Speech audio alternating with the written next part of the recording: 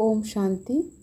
আজকের আলোচনার বিষয়বস্তু হলো বিকে 7 ডেজ কোর্সের পার্ট 20 বিভাগ 20।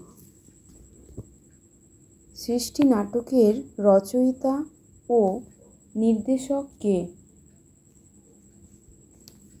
এই মনুষ্য সৃষ্টি প্রকৃতি ও পুরুষের এক অনাদি খেলা।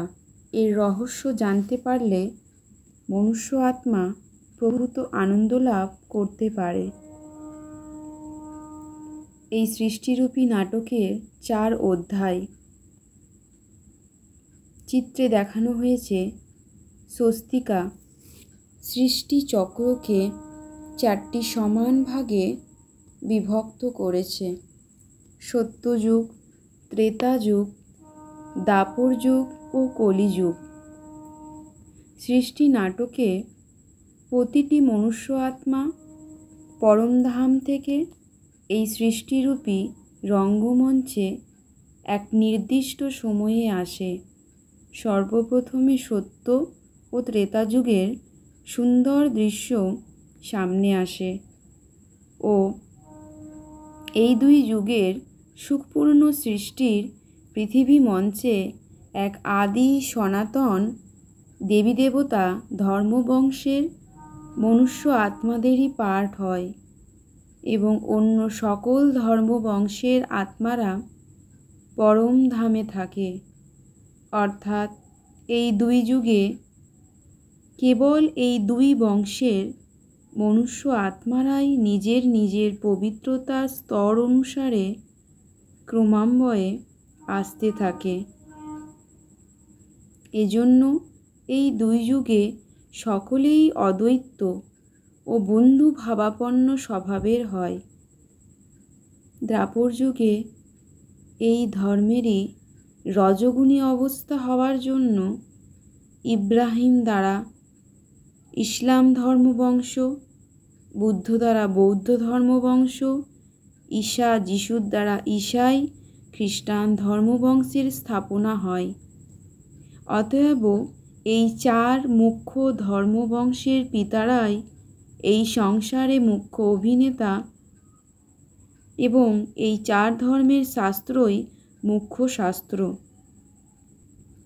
এছাড়া সন্ন্যাস ধর্মের স্থাপক শঙ্করাচার্য, মুসলমান মুহাম্মদী ধর্মবংশের স্থাপক মুহাম্মদ ও শিখ ধর্মের স্থাপক নানক ও এই বিশ্ব নাটকে মুখ্য অভিনেতাদের পর্যায়ে রয়েছিল।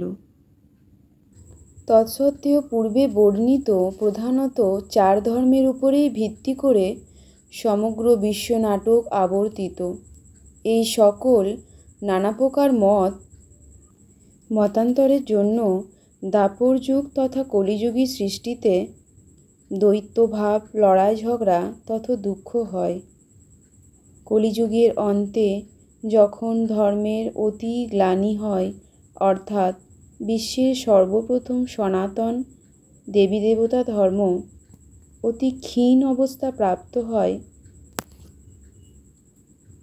এবং মনুষ্য অত্যন্ত পতিত হয়ে যায়, তখন এই সৃষ্টি নাটকের রচয়িতা তথা নির্দেশক পরমপিতা পরমাত্মা শিব প্রজাপিতা ব্রহ্মার শরীরে স্বয়ং অবতরিত হন। তিনি প্রজাপিতা ব্রহ্মার দ্বারা মুখবংশী কন্যা ব্রহ্মাকুমারী সরস্বতী তথা অন্য ব্রাহ্মণ ও ব্রাহ্মণীদের সৃষ্টি করেন এবং তাদের দ্বারা পুনরায় সবার সঙ্গে মাতা পিতা রূপে মিলিত হন তথা জ্ঞান দ্বারা তাদের সত্যের পথ প্রদর্শন করেন এবং তাদের মুক্তি তথা জীবন মুক্তির ঈশ্বরীয় জন্মসিদ্ধ অধিকার দান করেন। অতএব প্রজাপিতা ব্রহ্মা ও জগদম্বা সরস্বতী মাতা, যাদের অ্যাডাম ও ইভ অর্থাৎ আদম ও হব্বা বলা হয়ে থাকে এই সৃষ্টি নাটকের নায়ক নায়িকা, কারণ তাদের দ্বারা স্বয়ং পরমপিতা পরমাত্মা শিব এই পৃথিবীতে স্বর্গের স্থাপনা করেন।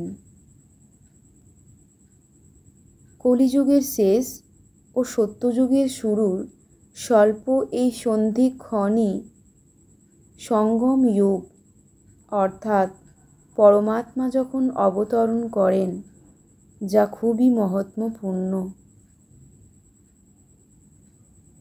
বিশ্বের ইতিহাস ও ভূগোলের পুনরাবৃত্তি।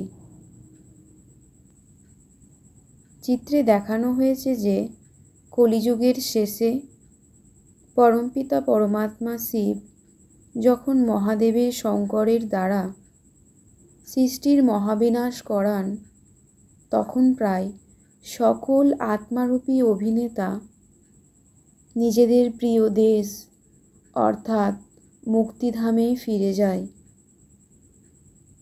এবং পুনরায় সত্যযুগের শুরু থেকে আদি সনাতন দেবী দেবতা ধর্মের মুখ্য মনুষ্যগণ এই সৃষ্টিমঞ্চে আসতে শুরু করে। পুনরায় 2500 বছর পরে দাপর যুগের আরম্ভ থেকে ইব্রাহিমের ইসলাম পরিবারের আত্মাগণ, তারপর বৌদ্ধ ধর্মের ও আরও পরে ঈসাই খ্রিস্টান ধর্মবংশের আত্মাগণ নিজ নিজ সময়ে সৃষ্টিমঞ্চে পুনরায় এসে নিজের নিজের অনাদি নিশ্চিত পাঠ অভিনয় করতে থাকে এবং সুবর্ণযুগ, রৌপ্যযুগ, তাম্রযুগ ও লৌহযুগ এই 4 যুগের অবস্থা পার হয়ে আসে। এইভাবেই এই অনাদি নিশ্চিত সৃষ্টিচক্রের নাটক অনাদিকাল থেকে প্রতি 5000 বৎসর অন্তের হুবহু পুনরাবৃত্তি হতে থাকে। এইভাবেই এই সৃষ্টি চক্রের সৃষ্টিরূপী নাটকের পুনরাবৃত্তি হতে থাকে।